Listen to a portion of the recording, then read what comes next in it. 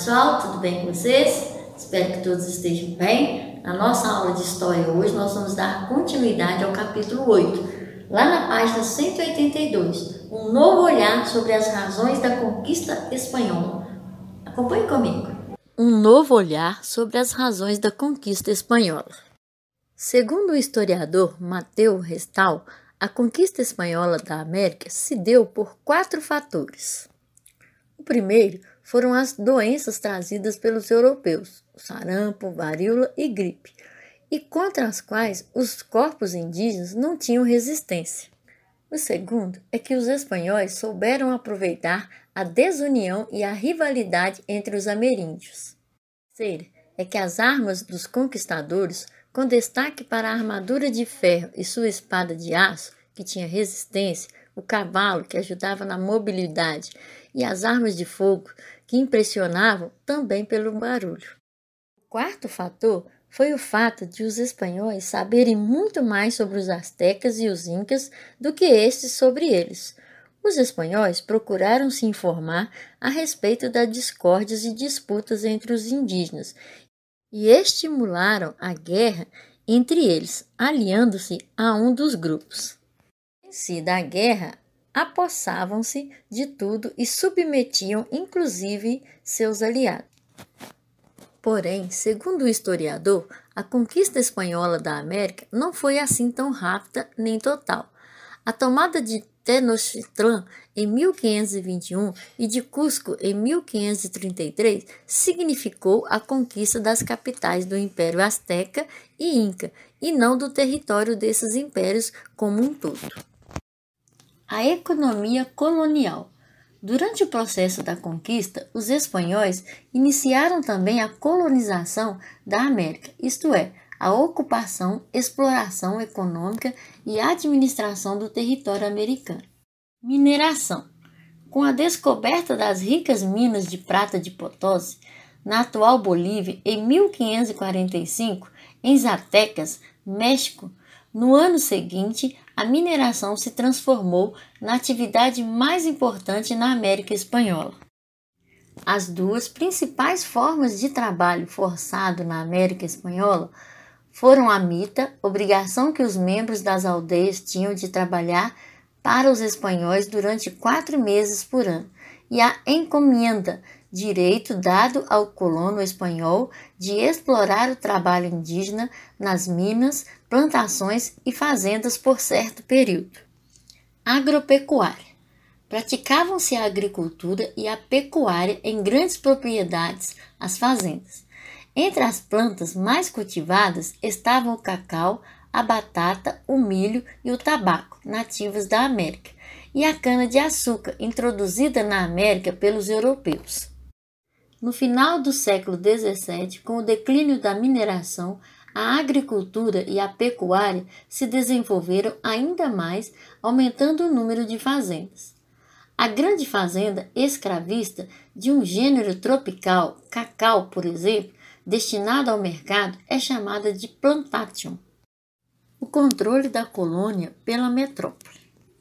Para cuidar de seus negócios com a América Espanhola e exercer um controle rígido sobre a região, a Espanha criou 2 importantes órgãos. A Casa da Contratação, que era o órgão encarregado de controlar o comércio e a navegação entre a Espanha e suas colônias americanas. Funcionava desde 1503 na cidade portuária de Sevilha, na Espanha. Os navios que faziam o comércio entre a Espanha e a América só podiam sair ou entrar por um único porto, em Sevilha. O outro órgão era o Conselho das Índias, órgão criado pela monarquia espanhola em 1524 para administrar suas colônias na América. O órgão era formado por um conselho nomeado e dirigido pelo próprio rei da Espanha. Seu poder era imenso. Podia fazer leis, ministrar a justiça e nomear e destituir funcionários para as colônias. Sobre a administração espanhola. O espaço americano foi dividido conforme os interesses econômicos e as realidades encontradas pelos espanhóis. foram divididos em vice-reinados e capitanias gerais. Os vices-reinados compreendiam áreas de exploração de metais preciosos ou áreas de intenso comércio. As capitanias gerais correspondiam a áreas estratégicas para a defesa dos domínios espanhóis, apesar de serem ainda pouco povoadas por eles, até porque não havia metais preciosos nelas. Muitas vezes, a resistência indígena nas áreas dessas capitanias convertia-se em sérios problemas para os colonizadores espanhóis, a exemplo da região do atual Chile. Houve também a divisão político-administrativa da América Espanhola. Os vices-reinados hispânicos foram Nova Espanha, Nova Granada, Peru e Prata. As capitanias gerais hispânicas foram Guatemala, Cuba, Venezuela e Chile. Vice-reinos e capitanias gerais representavam esferas de poder no espaço colonial espanhol.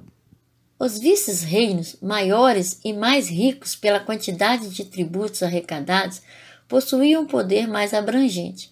Já as capitanias gerais tinham um poder relativamente menor e concentravam-se em atividades mais restritas.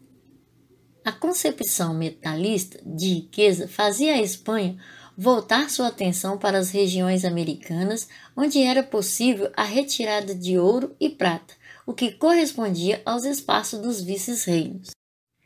Sobre a sociedade e poder na América Espanhola.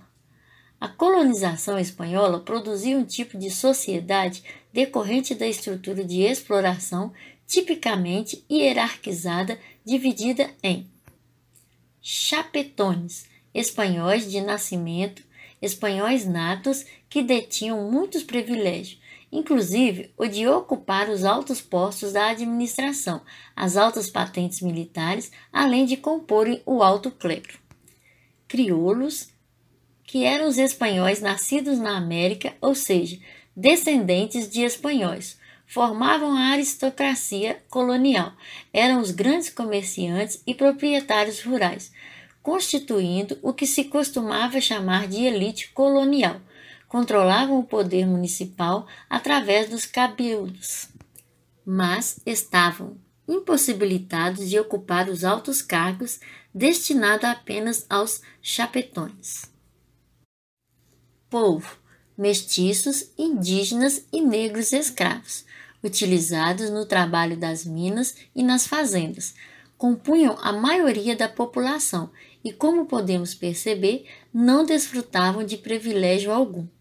Então, pessoal, ficamos por aqui e não esqueça de realizar as atividades da página 192 do exercício 4 ao 7.